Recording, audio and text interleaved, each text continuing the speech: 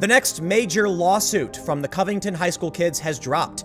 Lawyers for Nicholas Sandmann yesterday announced they have filed a lawsuit against CNN to the tune of $275 million. Now, about a week ago, we heard they were planning on announcing soon, but this is it, the official announcement. This comes just about a month after we heard that Washington Post was being sued for $250 million. Now, there is some other news in this area. Recently, the New York Post issued an editorial statement, not a correction, and this was slammed by the lawyers for Nicholas Sandmann.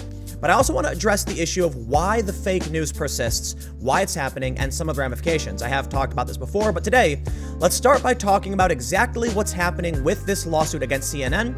They've also dropped a video explaining why they're suing, and then we'll take a look at the issue of the Trump bump and the lucrative nature of producing fake news. But before we get started, make sure you subscribe to our new YouTube channel, youtube.com/subversevideos. The goal for this channel is going to be straight-laced news, expert interviews, and on-the-ground reporting. If you want to see news without the opinion and, to the best of our ability, removing the bias, check out our channel, youtube.com/subversevideos. And if you want to support these videos, just share them on social media to help spread the message. From Reuters, CNN hit with $275 million defamation suit by Kentucky student.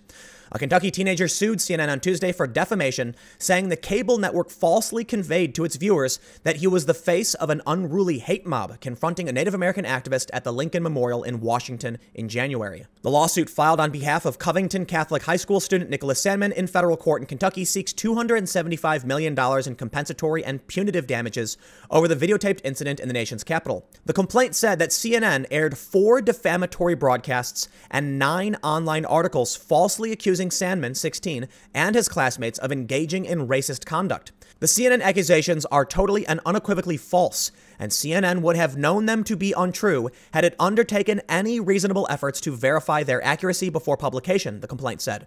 The complaint said CNN exhibited a bias against President Donald Trump by focusing on Sandmann and other Covington students because they were wearing red caps emblazoned with the president's Make America Great Again slogan.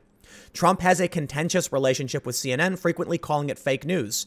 Last month, Sandmann sued the Washington Post for $250 million over its reporting of the same incident. Earlier today, the lawyers for Nicholas Sandmann published this video, outlining several issues they took with the media, talking about the media giants and why they were suing and the damages that resulted from this kid being falsely attacked by these smears. Co-counsel for Nicholas Sandmann, Todd McMurtry, issued an exclusive appearance on Fox News saying, "What CNN's tagline is, facts first.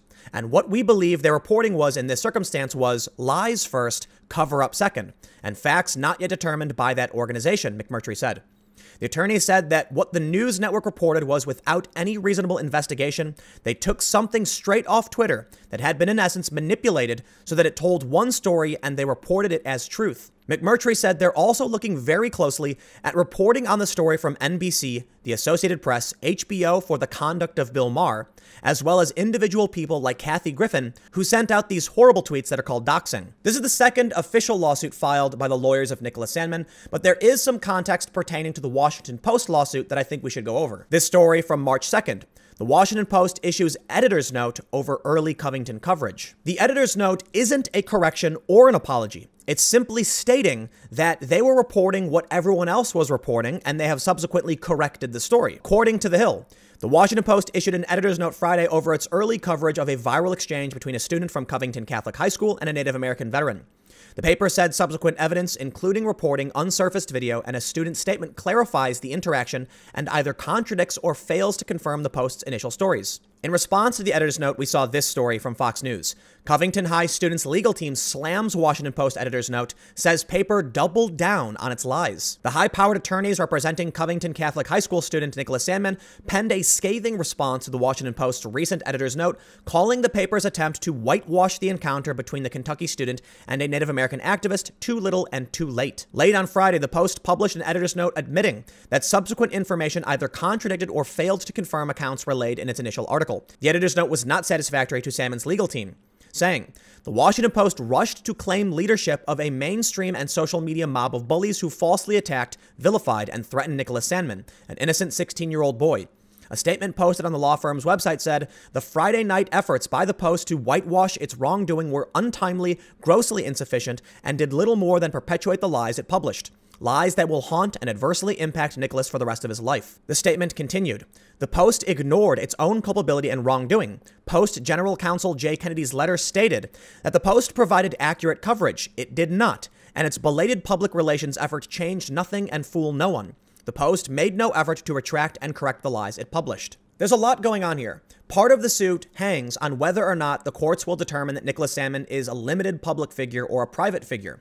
This is actually alarming if you were to ask me. Nicholas Sandmann is a private figure by all reasonable accounts. He's just some kid standing on the stairs at the Lincoln Memorial. However, they're arguing that because he was filmed and the video went viral, he was inadvertently a public figure, also known as a limited public figure. This means they don't have the same standards when reporting on this story as they would for any other private individual. In a story from The Atlantic, they say, Sandman is not a public figure like a politician or a traditional celebrity, but he could be deemed a limited purpose public figure, a legal distinction for people who have thrust themselves to the forefront of particular controversies in order to influence the resolution of issues in the world. Or Sandman could be considered an involuntary public figure who has been thrust into the public spotlight against his will. This can apply to anyone at the center of a public controversy, despite whether or not that person willed it. If Sandman is determined to be a public figure of any classification, he will need to demonstrate not only that the Post published false statements with negligence, but that it acted with reckless disregard for the truth as outlined in New York Times v. Sullivan. He's a private figure, not a public one, says Leda Nutt, the executive director of the Freedom Forum Institute's First Amendment Center. So he only needs to prove that the Washington Post published the story negligently, meaning that it didn't do everything reasonably necessary to determine whether the story was true or false. And Nicholas Sandmann's lawyers agree. However, if the Washington Post and CNN opt to use this defense, it will actually be really interesting. They'd effectively have to claim that their journalists at the major mainstream news outlets are less effective at their job than random users on Twitter. First of all, I accurately covered the story from start to finish because I didn't jump to conclusions. Many individuals on Twitter quickly found there was other video that contradicted the initial narrative. Why wasn't the Washington Post or CNN able to figure this out? Is it possible that the journalists at the Washington Post and CNN are less effective at their jobs than random people on Twitter? Unfortunately, that seems to be the case because many people on Twitter quickly uncover the truth. Now, not everyone on Twitter did. Many celebrities ran with the narrative. Many people on the left ran with the narrative because it was convenient. But to those who actually took even a few minutes to investigate what actually happened, they found the truth. Because the truth is, after the first video went viral, another video was quickly published showing a wider view of the encounter. And I'm not talking about the 2-hour live stream. I'm talking about a subsequent video that was extended that showed Nicholas Sandmann was just standing there and didn't do anything. Why Washington Post and CNN couldn't figure that out or find that is beyond me, but maybe it's just that they are incompetent. The ramifications of this story persist. Washington Post still has an op-ed up saying nothing justifies what the Covington students did. Unfortunately, they didn't really do anything, and a subsequent private investigation found that they didn't really do anything. This is just one story I've pulled up as an example. It's an op-ed, so I don't believe the lawyers can sue the Washington Post for opinion pieces. But you can see that their false reporting led to a widespread belief that somehow these kids did something wrong. That even days later, Bill Maher still said Nicholas Sandmann approached Nathan Phillips. It's just not true. But all of these opinion pieces are going to persist off of the fake news. And so this brings me to my final question. Why does something like this happen? Well, there are many reasons. We've talked a lot about what happened with Covington, but for one, the Trump bump is a huge issue.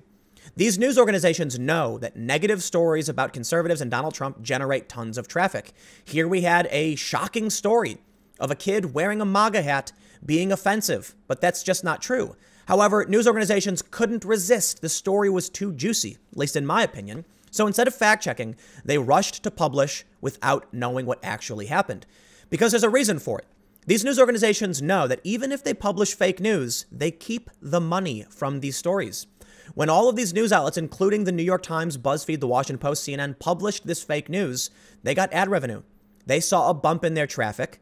And then later when they correct, they keep that traffic. It doesn't go away. The money was already made. We've seen many stories about the Trump bump. A year ago, the Washington Examiner published this.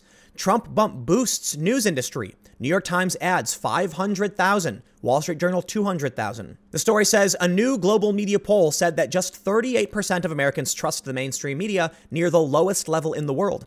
But the desire for news about President Trump, the so-called media Trump bump, is turning into a moneymaker for the industry. We have seen a significant increase in the United States in the wake of the Trump victory, where overall payment, including one-off payments and donations, has risen to 16%, with ongoing digital subscriptions running at half that, 8%. These findings are consistent with figures released by news organizations, which show a significant Trump bump. The New York Times added around 500,000 digital subscribers in the 6 months since the election, and the Wall Street Journal has added around 200,000 members. Our data show much of this growth has come from those on the left and the young, effectively showing support for the media's efforts to hold the president and his policies to account. But it's actually not that simple. While we can say many people do want to see the president held accountable, in all likelihood, the Trump bump is a result of negative press coverage around Trump, confirming the worldview of people who don't like them. So the media is now incentivized to produce content that supports this new audience base. Many people have accused me of the same thing. They say Tim is specifically targeting individuals, and what they don't understand is that there's a difference between an individual who has opinions and talks about their opinions and a news organization with an editorial board that has to make a calculated decision on what they cover. For me, I talk about news stories I find interesting. That's it. Why is my channel pointing in one direction so often? Because it's what I personally care about. You can look at my second channel and see that I sometimes talk about video games. I just talk about the things that I like. You'll notice on the Subverse channel, which I promoted earlier in this video, we actually talk about a wide range of issues. That's because Subverse is meant to be a brand and be generally informative. We want to focus on things we find interesting, but it's not about my politics or my opinions. So sometimes we talk about climate change, technology, new research, we do interviews. The Washington Post, CNN, and the New York Times have editorial boards that decide what they should or shouldn't cover. But you have to recognize that as businesses, when their paying subscribers expect a certain type of content, they favor it. They shouldn't. Now, with Subverse, I have absolutely no intention of producing content that's going to favor the whims of any individual. We just want to be generally informative. But it's different when I'm talking about my personal views and what I actually care about. While this channel tends to be more newsy and analytical, it is my personal perspective and opinion, so I obviously have a bias. I don't know where the narrative came from that I didn't. A lot of people claim that I'm objective. I just try to be honest. You'll watch my videos. You'll see I frequently talk about very similar things, but I try to source everything to the best of my ability, and I try to generally be honest. I don't necessarily care who wins or loses. I just want to know what is or isn't working. These news organizations, on the other hand, are businesses, and that means when they see 500,000 new subscribers, well, they're going to start producing what the subscribers want. Or as I was told by a news organization I used to work for, they're going to side with the audience. Earlier on my second channel, I made a video talking about how the Democrats have become completely disconnected from America. And the evidence is that the largest federation of labor unions in the US, the AFL-CIO, has come out against the Green New Deal. Whatever this Trump bump is in media, it's making people go crazy, at least in my opinion.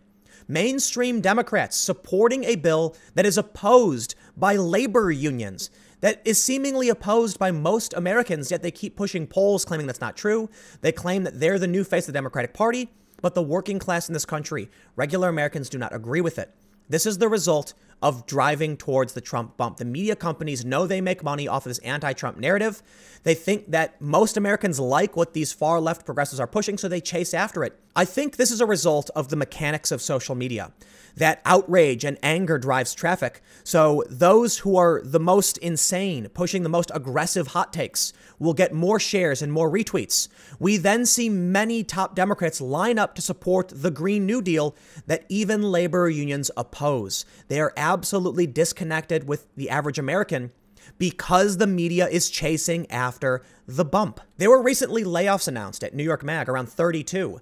We've repeatedly seen layoffs. These companies are dying, and in their desperation, they chase the Trump bump, among other things, because it makes them money, because they have an obligation to survive. And I don't blame them for it, and this is the way they're doing it.